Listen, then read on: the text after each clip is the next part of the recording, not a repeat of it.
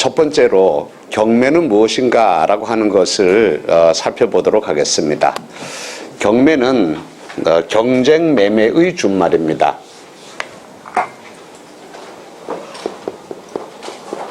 경쟁 매매. 경쟁 매매의 준말로서 경매입니다. 일반적인 매매에서는요, 매도인과 매수인이 1대1의 관계에서 계약 조건을 논의합니다. 그런데 경쟁 매매인 경매에서는 여기는요, 매도인이 여러 명이거나 또는 매수인이 여러 명이거나 아니면 매도인과 매수인이 각각 여러 명일 때 그 중에서 가장 유리한 조건을 제시하는 사람과 계약을 체결하겠다라고 하는 그러한 특수한 형태의 매매, 이게 바로 경쟁 매매, 경매입니다. 경매도 매매의 한 종류다라고 하는 것을 일단은 기억해 주시기 바랍니다. 그런데 이 경매는 일반적인 매매와 어떻게 다르냐 하면요, 차이점이 먼저 일반적인 매매에서는 계약 조건을 당사자가 자유로운 의사의 합치로서 결정하게 됩니다. 예컨대 갑소의 건물을 여기서 이것을 을이라는 사람한테 판다라고 합시다. 이걸요. 그러면 매도인과 매수인 두 사람 사이에 이 건물의 가격을 얼마로 할 것인지, 갑은 이거는 뭐 많이 받으려고 할 것이고 매수인은 적게 주려고 할 거란 말입니다. 그러다가 서로 타협을 해가지고 좋다, 이 건물 3억 원에 사고 팔기로 하자. 두 사람 사이에서 이 금액을 결정하게 될 겁니다. 예컨대 3억 원 이렇게요. 그 다음에 계약금은 어떻게 할 것인지, 계약금은 지급하는 것으로 할 것인지 아니면 계약금 없이 바로 일시불로 지급하기로 할 것인지, 또는 중도금 지급하고 잔금을 지급할 것인지 아니면 중도금 없이 바로 잔금 지급할 것인지, 이런 것들을 알아서 두 사람이 다 결정한다는 얘기입니다. 자, 그 다음에 여기에 만약에 이 부동산에 A라고 하는 저당권자가 있습니다. 즉 A가 갑에게 돈 1억 원 빌려주고 1억 원의 채권을 담보하기 위하여 채무자 갑소의 부동산에 저당권을 설정했다라고 한다면 이 저당권을 어떻게 할 것인가? 저당 채무를 매수인이 끌어안는 조건으로 매수할 것인지 아니면 이 저당권을 말소시키는 조건으로 매수할 것인지, 이것도 갑과 을 두 사람, 매도인과 매수인이 자유로운 의사의 합치로서 결정하게 될 거다라는 얘기입니다. 무슨 얘기냐면요, 이게 3억짜리다라고 했을 때에 을이 중도금을 지급하게 되면 그 중도금으로 갑이 이 빚을 갚고 저당권 등기를 말소해서 깨끗한 부동산으로 넘길 것인지, 그럼 을이 갑에게 3억 원에 사는 거죠? 아니면은 매수인이 이 저당 채무를 끌어안고 살 수도 있단 말입니다. 빚 1억 원 끌어안고 3억짜리니까 2억 원 주면 되겠죠? 1억 원 인수하고요. 빚은 1억 원 인수하고, 이런 식으로 할 것인지, 이것은요, 저당 채무를 끌어안고 살 것인지 말소시켜서 깨끗한 부동산으로 살 것인지 두 사람 사이에 자유로운 의사의 합치로서 결정한다 이 말입니다. 또 여기 만약에 B라고 하는 세입자가 있다라고 한다면 이 임차인을 끌어안고 살 것인지 아니면요, 임차인을 내보내는 조건으로 살 것인지, 이것도 당사자 사이의 자유로운 의사의 합치로서 결정한다라는 얘기입니다. 그런데 경매에서는 그렇지 않습니다. 만약에 갑소유의 부동산이 경매로 나왔습니다. 이것을 만약에 을이라는 사람이 낙찰받는다라고 합시다. 그러면 이 사람이 파는 사람이고 매도인 격이고 이 사람이 매수인이고 이렇게 되지 않습니까? 그런데 경매에서는 여기서 경매로 소유권을 상실하는 갑과 채무자와 낙찰자 사이에서 자유로운 의사합치로서 이 부동산의 가격을 얼마로 할 것인지 이런 것들을 결정할 수가 없지 않습니까? 그래서 이 부동산의 가격을 어떻게 결정하는가, 법에서 정하기를 어떤 부동산에 대하여 법원에서 경매를 개시하게 되면 법원에서는요, 여기에 소속된 여기서 감정평가하겠다고 감정평가 업무를 담당하겠다고 신고한 감정평가서로 하여금 이 부동산의 가격을 감정평가하게 만듭니다. 그래서 감정평가서를 법원에 제출하게 되면 그 감정평가액을 참작하여 최저 매각 가격을 정합니다. 만약에 최저 매각 가격이 3억 원이다라고 한다면 최저 매각 가격이다라고 하는 말은 무슨 얘기냐면요, 이게 만약에 제1의 길 첫 번째 매각 기일에 이것이 3억 원이다라고 한다면 이 경매 절차에 참가하고자 하는 사람은 3억 원 이상 쓰고 들어와야지 이 입찰이 유효하고 3억 원보다 낮게 3억 원 미만으로 쓰고 들어오게 되는 그 입찰은 무효로 하겠다. 그러니까 경매로 참가하고자 하는 사람은 최소한 이 금액 이상 쓰고 들어와야 된다. 이게 바로 이게 최저 매각 가격이다라고 하는 의미입니다. 최저 매각 가격이 3억 원으로 정해진 것은 감정평가사가 이 부동산을 3억 원이라고 한다면 이를 참작하여 최저 매각 가격을 정한다라는 얘기입니다. 그리고 이런 경우에 경매에 참가하고자 하는 사람은 매수하겠다고 하는 사람은 이 최저 매각 가격의 10%에 해당되는 것을 보증금으로 내야 됩니다. 입찰 보증금이다라고 합니다. 그러니까 1의 1에 3억 원이다라고 한다면 3천만 원 보증금 내고 참가해야 되겠죠? 자, 그 다음에 여기서 만약에 1의 1에서 3억 원인데 이때 아무도 참가하지 않았단 말입니다. 만약에 감정평가액이 실제 시세를 정확하게 반영하는 것이다 라고 한다면 그러면 이거는 일반 매물로도 일반 매매로도 3억 원에 살 수 있다는 것을 의미하죠. 경매로 사는 이유는 뭡니까? 일반 시세보다도 싸게 사겠다는 것이 경매로 사겠다는 것 아닙니까? 따라서 이게 실제 부동산의 가격을 정확하게 반영하는 금액이다라고 한다면 이때는요 경매에 참가하는 사람이 없을 거란 말입니다. 아무도 참가하지 않는다라고 하는 것을 경매에서는 유찰이다라고 얘기합니다. 또는 전문 용어로서 입찰불능이다라고 얘기하는데 그러면 이 금액에 비싸서 못 팔겠다는 얘기, 못 사겠다는 얘기 아닙니까? 그러면 그 다음에 다음 매각기일에 다시 나올 때는 이 최저가를 저감해서 나옵니다. 그래서 30% 저감한 금액으로서 여기서 2의 기일에는 37이 21 해가지고 2억 1천 해가지고 나온단 말입니다. 그러면 제2의 기일에 참가하고자 하는 사람은 요 2억 천에 이게 최저 매각하게 되는데 2억 천 이상 쓰고 들어와야 되는데 이때 참가하고자 하는 사람은 요 금액의 10% 그러니까 2,100만 원의 입찰 보증금을 내고 경매에 참가해야 된다라는 얘기입니다. 이런 것들을 경매로 나온 물건을 얼마에 매각할 것인지 이 금액을 어떻게 할 것인지 이거는요 법에서 미리 다 정하고 있다 이 말입니다. 일반 매매에서는 어떻습니까? 이 부동산을 매도인이 매수인에게 얼마에 팔 것인가라고 하는 것은 갑과 을 두 사람이 자유롭게 정하죠. 경매에서는 매도인과 매수인이 파는 사람, 경매로 소유권을 상실하는 사람하고 사는 사람하고 두 사람 사이에 자유롭게 의사결정으로 정할 수가 없으니까 법에서 정하기를 어떻게 정하고 있는가? 이렇게 금액이 정해진다라고 법에서 정해놓고 있고 그 법에서 정하는 바에 따라서 매각이 이루어진다라는 얘기입니다. 그 다음에 여기에 만약에 여기서 금방 여기 본 것처럼 이 부동산에 A라고 하는 저당권자가 있습니다. 여기서 피담보 채권이 1억 원입니다. 즉 갑이 A에게 돈 1억 원 빌리고 1억 원을 담보하기 위하여 저당권 설정했다라고 합시다. 그럼 이 저당 채무는 이거 어떻게 될 것인가? 일반적인 매매에서는 두 사람 사이에 이 저당 채무를 매수인이 끌어안고로 할 것인지 아니면 이것을 모두 돈을 갖고 깨끗한 부동산으로 넘길 것인지 갑과 을 두 사람 사이에 자유로운 의사의 합치로서 결정하죠. 그러나 경매에서는 어떻게 규정하고 있는가? 법에서 정하기를 어떤 부동산이 경매로 매각되게 되면 이 부동산에 붙어있는 각종 모든 부담들은 매각으로 소멸하도록 하고 있습니다. 이것이 말소되도록 하고 있다는 얘기입니다. 그래서 낙찰자는 아무런 부담 없는 깨끗한 부동산으로 이것을 소유권을 취득하게 됩니다. 만약에 여기서 B라고 하는 여기서 임차인이 있다. 이런 경우 어떻게 될 것인가? 이런 부담들이 낙찰자한테 부담으로 그대로 인수될 것인지 이런 것들이 그냥 남아있을 것인지 이런 모든 매각 조건들을 법에서 정해놓고 있다는 얘기입니다. 구체적으로 어떻게 정하고 있는가?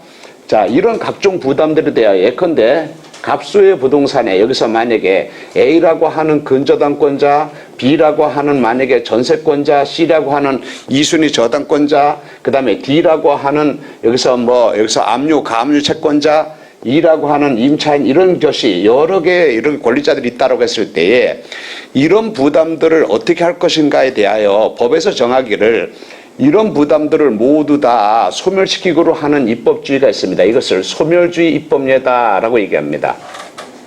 반대로 이런 것들은 소멸시키지 않고 모두 그냥 살려두고 이 부담들을 낙찰자가 그대로 인수하는 것으로 인수하는 조건으로 경매가 진행되는 경우가 있습니다. 이것을 인수주의 입법례다라고 합니다.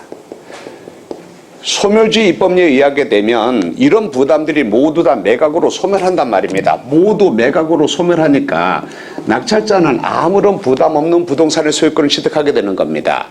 그래서 이 수많은 지저분한 것들이 경매를 통해서 정리된다는 것이 소멸주의 입법례의 장점입니다. 반면에 단점으로는 어떻게 되는가?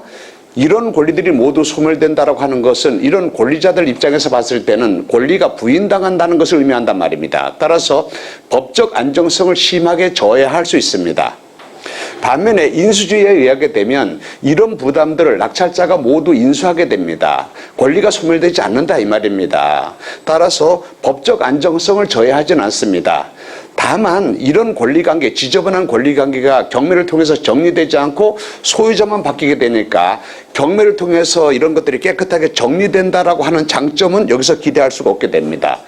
따라서 소멸주의를 취하는가 인수주의를 취하는가라고 하는 것은 어느 것이 절대적으로 옳고 절대적으로 그르다 이런 것이 아니라 소멸주의의 장점은 인수주의의 단점이고 인수주의의 장점은 소멸주의의 단점이란 말입니다. 각각의 장단점 중에서 어느 것을 선택할 것인가라고 하는 입법 정책의 문제에 불과하다고요.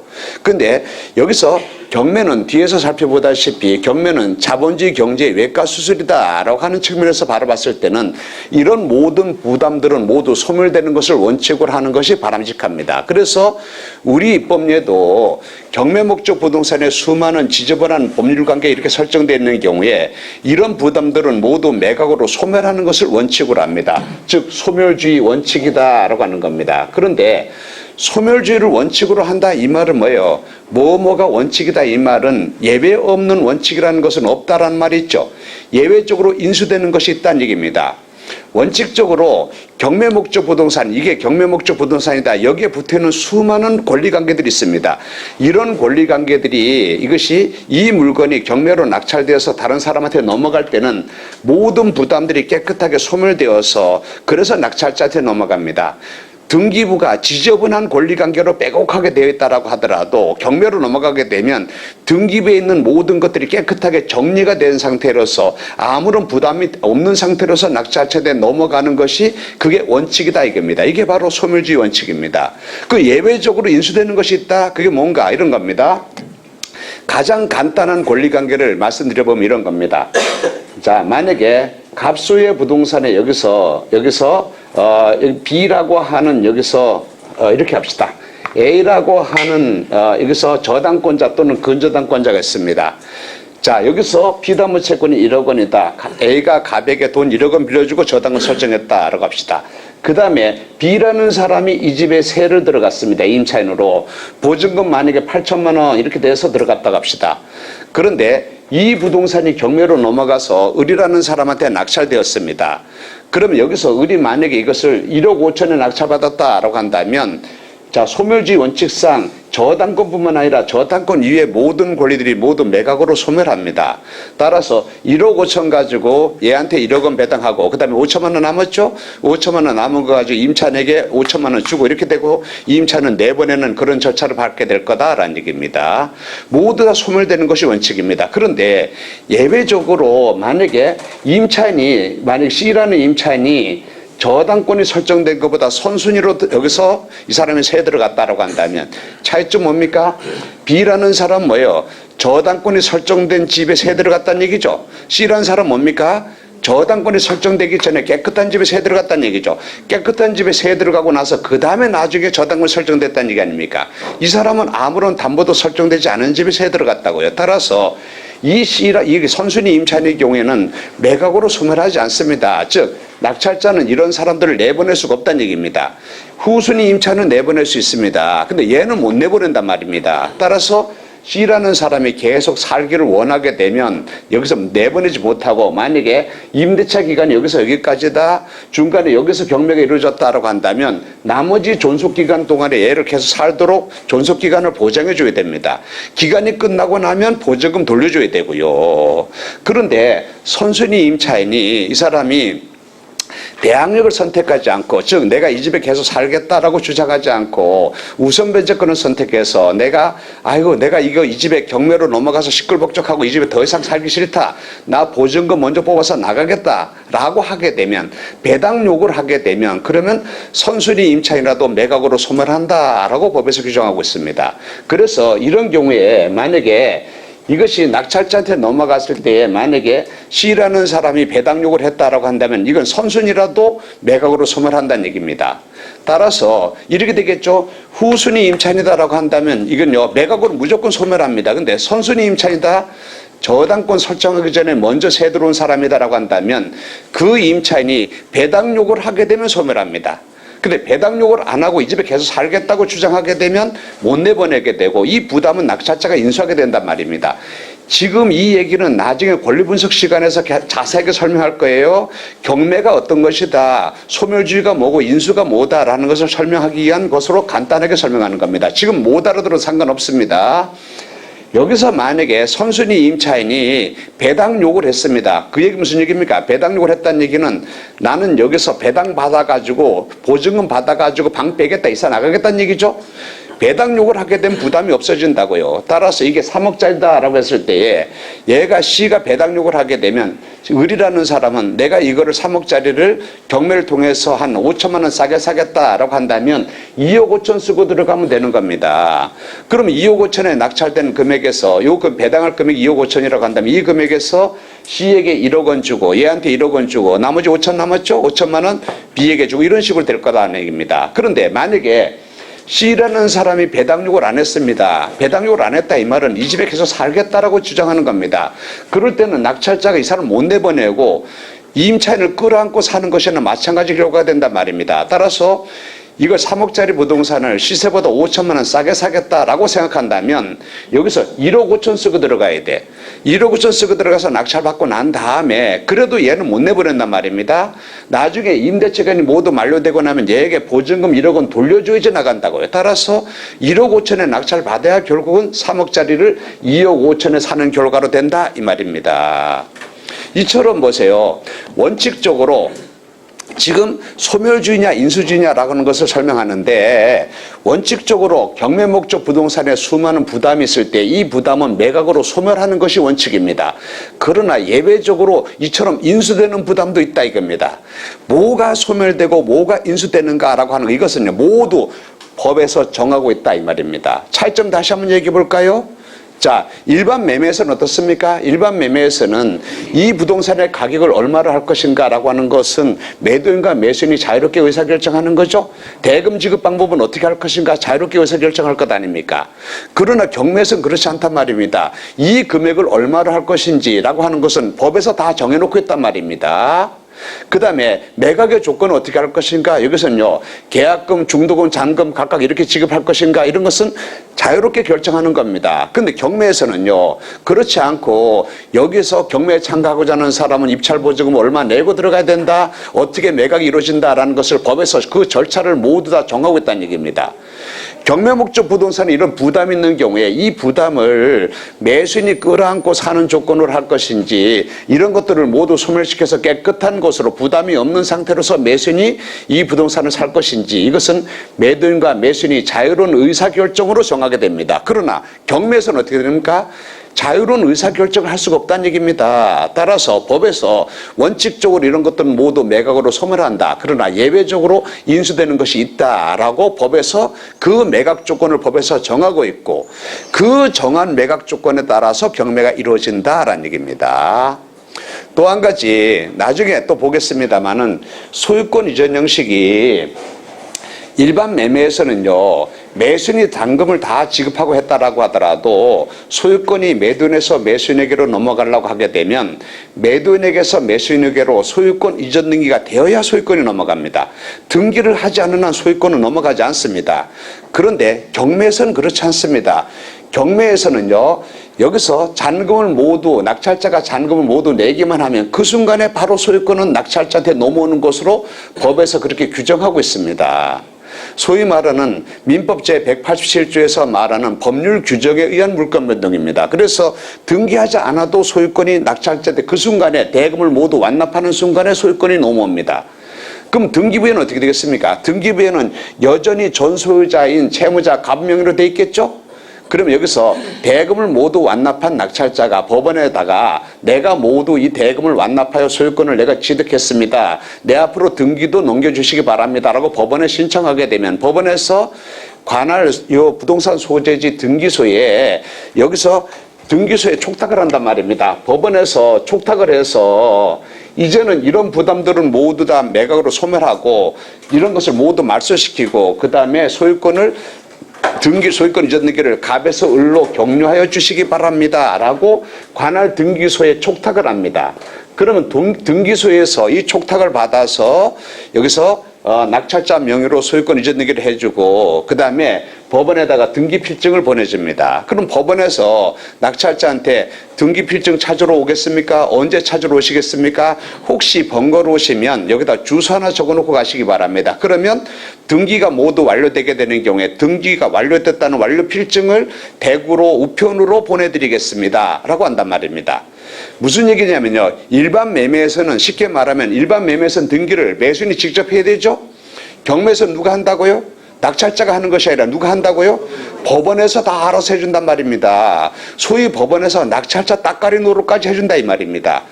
여기서 등기필증까지 보내주겠다 이렇게 한단 말입니다. 이런 식으로 경매에서는 이루어진다고요. 그래서 일반 매매하고 경매하고 이렇게 다르다라는 얘기입니다.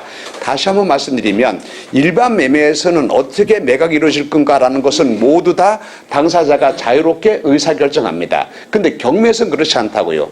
경매에서는 모두 다 매각이 어떻게 이루어진다라는 것을 당사자가 자유롭게 의사결정으로 정할 수가 없으므로 법에서 미리 다 정하고 있다는 얘기입니다. 차이점이 그거다라는 얘기입니다.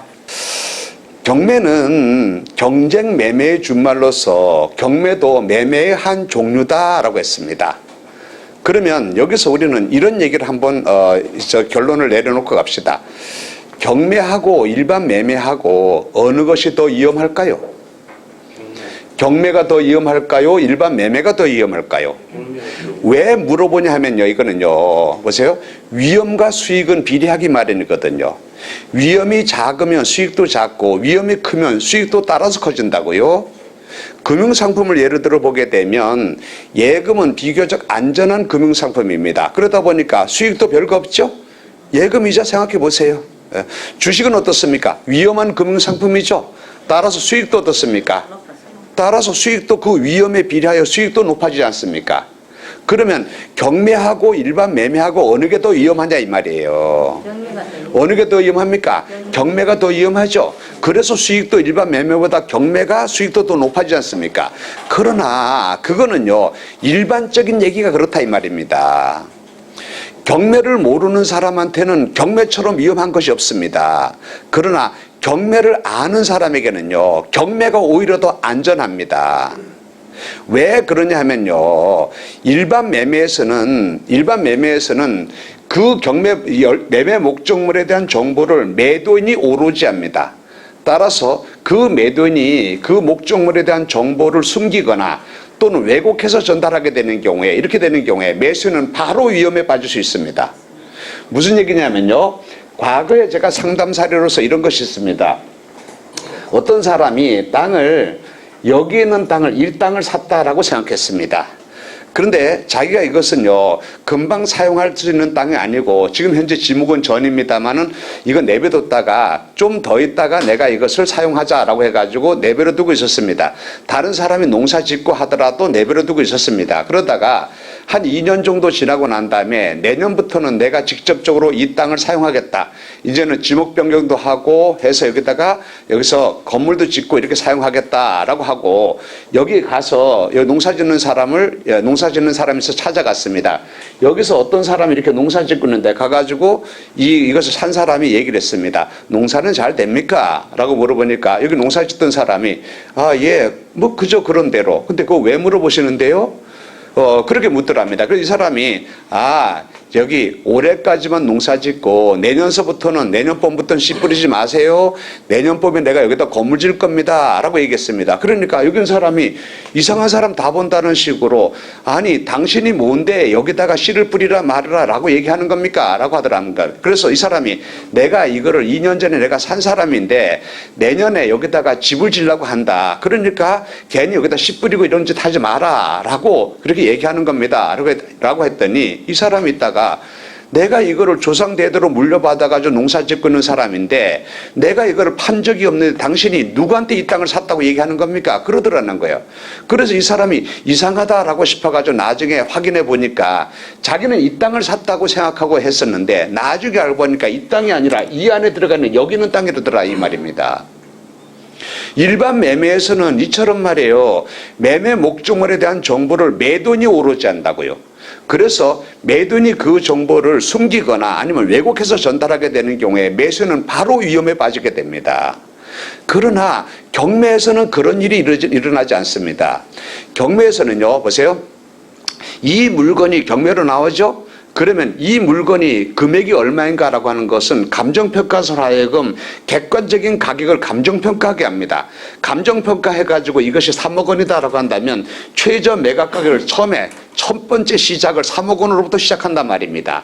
3억 원에 시작해가지고 참가하는 사람이 없으면 한 번 더 또 낮춰진 금액으로 다시 시작하고 이 금액에서 또 없으면 한 번 더 낮춰서 시작하고 이런 식으로 하는데 첫 번째 금액이 객관적인 감정평가 금액을 기초로 해 정해진단 말입니다.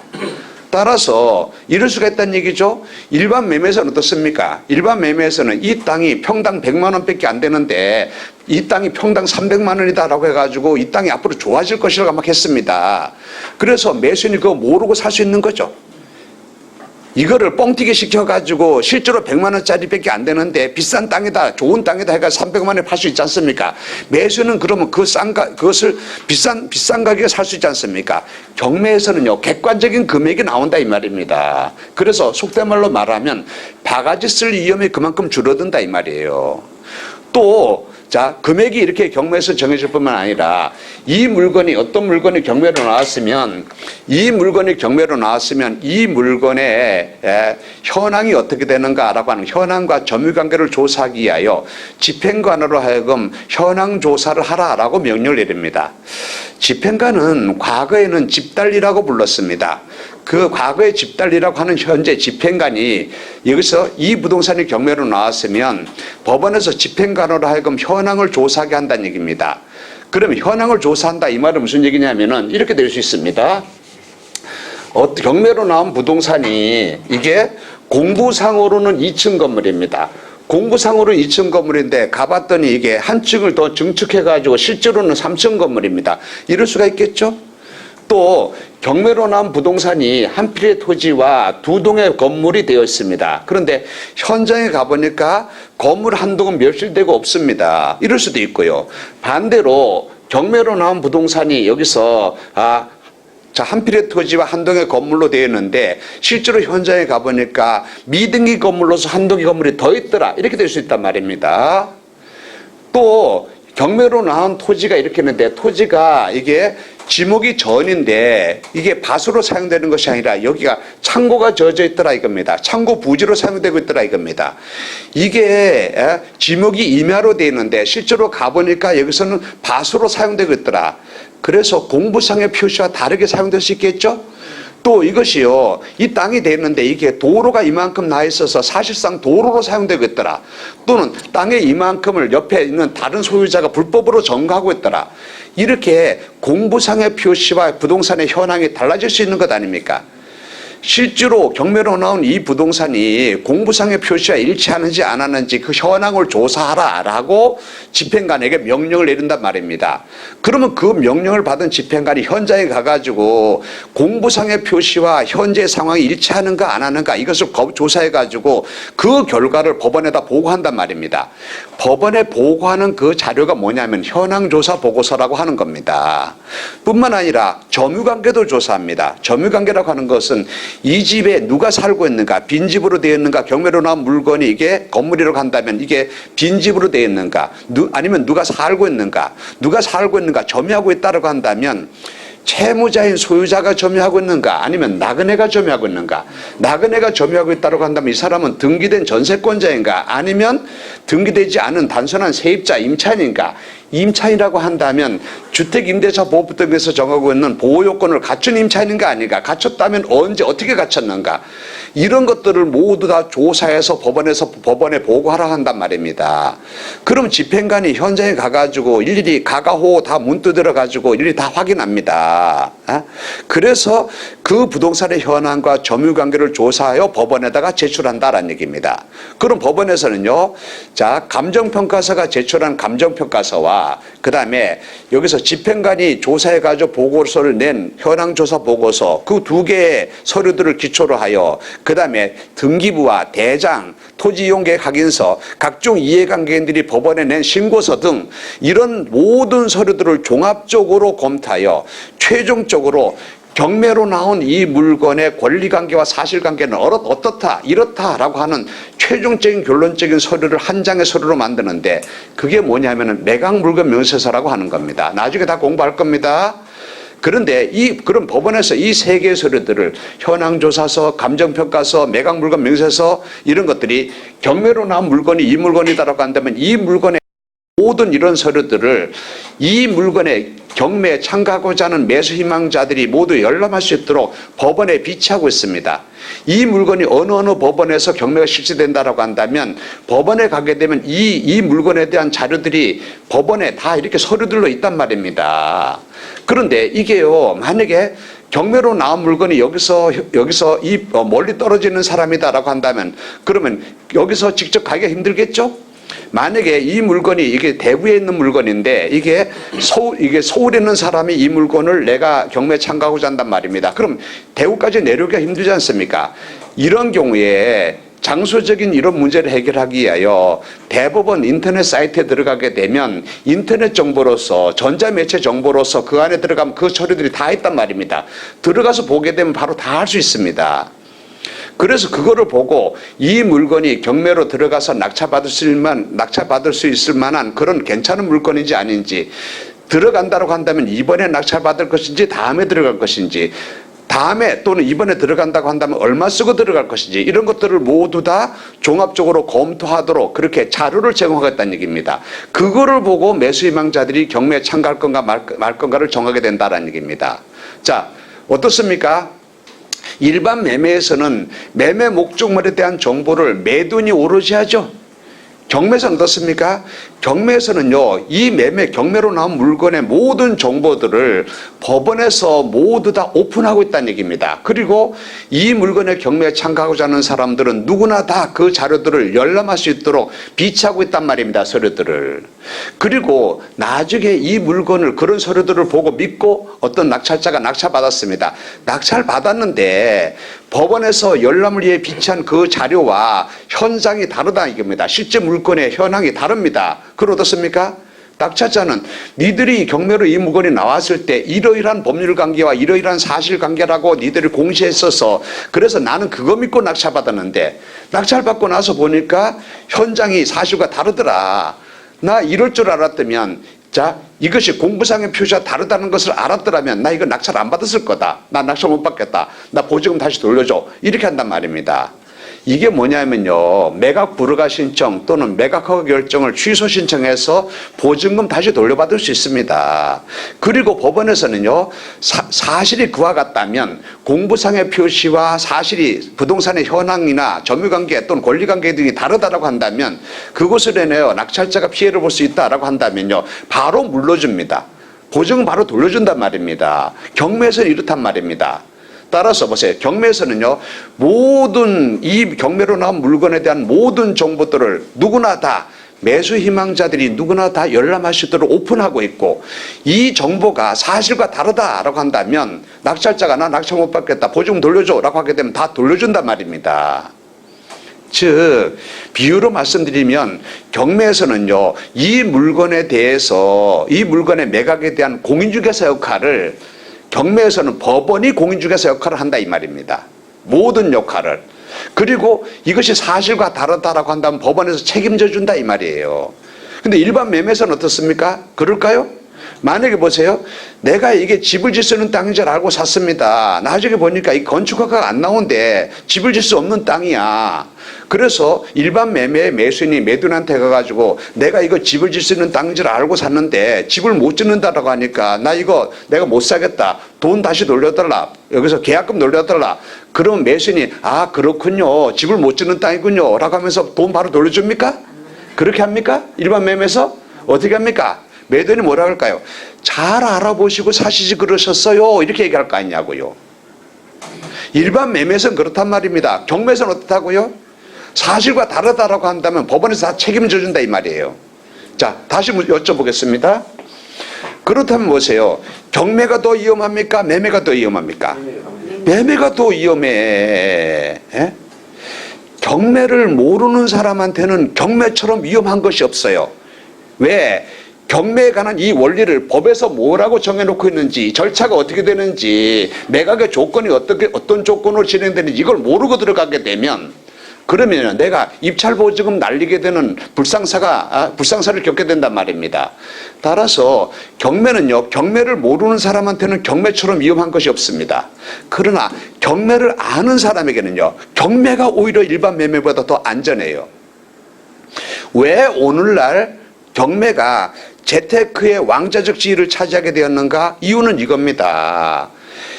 경매를 통해서 내가 어떤 부동산을 취득하게 되는 경우에 수익은 일반 매매보다 더 많이 발생한다는 것은 누구나 다 압니다. 그런데 수익은 더 많이 발생하는데 위험은 어떻는가?